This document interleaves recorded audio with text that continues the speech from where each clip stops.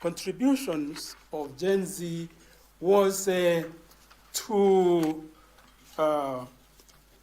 call for a conscience of the nation. And we have mentioned it in the achievements.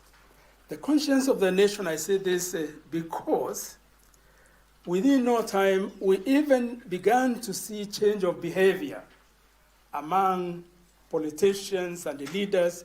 Those who had sirens in their cars, they silenced them because they didn't want to be seen. And people began to be even more courteous on the road.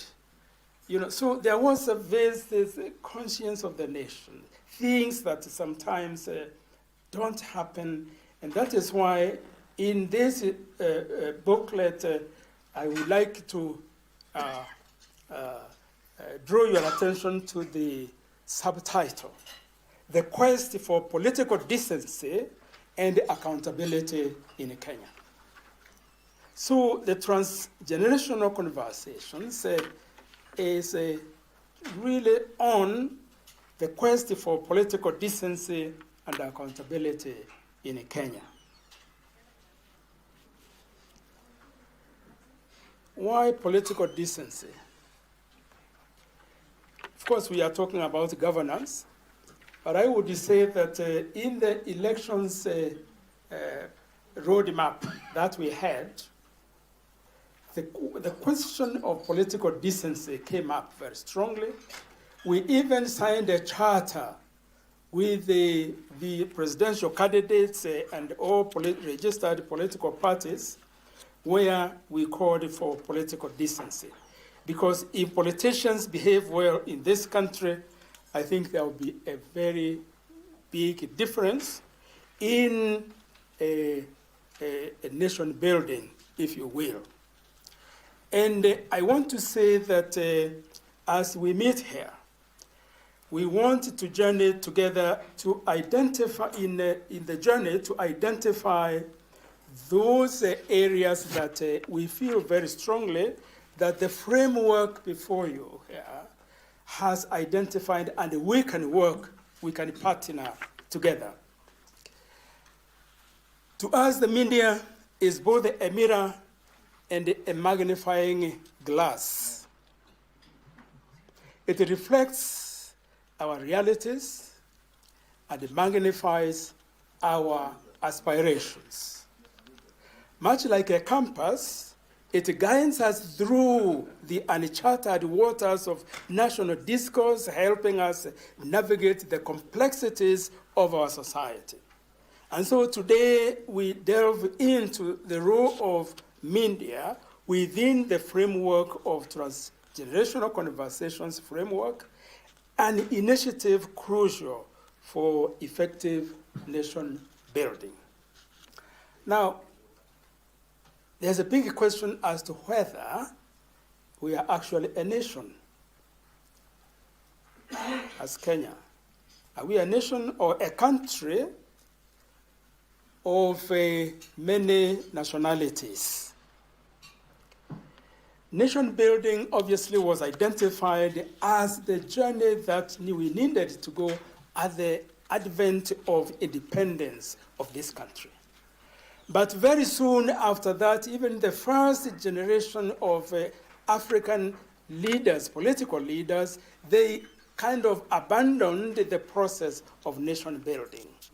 And that is why we are talking of, as it was said, the conflicts that we have between ethnic communities. One, I think, would argue that ethnic communities are more of nations than the country called Kenya. But one thing that we also want to emphasize here is that as generations, we don't have a culture of passing the baton to the next generation. And I think the original sin in this respect was the first government of this country. Getu kwa Wakahengeri, when he spoke here, he made it very clear that many Kenyans who were genuine freedom fighters did not benefit from the fruits of independence. It is some of those who were even against Mau Mau who eventually became cabinet secretaries, permanent secretaries, etc., etc. And there are many Mau Mau fighters who did not benefit from the fruits of independence. And I think it is because of that then that generation that led to the first liberation did not pass the baton to the next generation.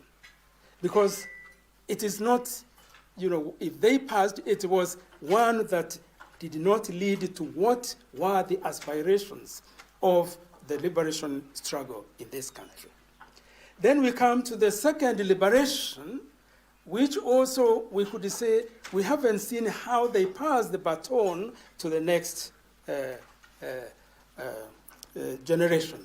I say this because our country has a history of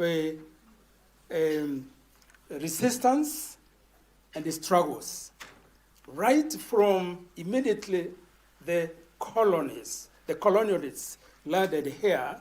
Then there were very clear resistance in what they were trying to do, and we have mentioned it in this booklet.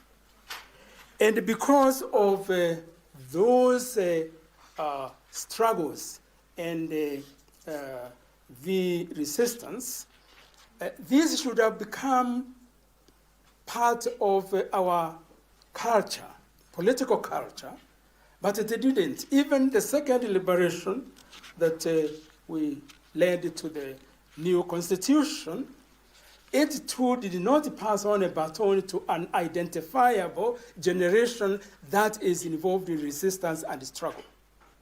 And that is why the Gen Z, some of them were really surprised to know that we have generations of people who are still alive who were ready to pay with their life. And that is why they were shocked. And when they realized we have these older generations who themselves were struggling, then they realized that perhaps they have missed something when they said they don't want to to have a dialogue with the older generation. And I think it's really important, and for us as NCSC, we welcomed the Gen Z when they said they will embrace the transgenerational conversations. Because as we say, each generation has something to pass on to the next generation. Our education system perhaps should be the one that provides a process through which wisdom and knowledge and experience of one generation is passed to the next. But that is not the philosophy and the curricula of our education system does not cover that, because basically it just teaches and it prepares students to pass the examination. And that is why I say we are not a nation yet. As we continue, we know that we have a society that is changing rapidly, and the pivotal role of the media in shaping conversations across generations is very vital. As we navigate the complexities of our national identity and the collective future, particularly in a diverse country as Well, that is Reverend Dr. Samuel Kobia speaking at a breakfast meeting between the National Cohesion and Integration Commission and Editors Guild, in a meeting that is themed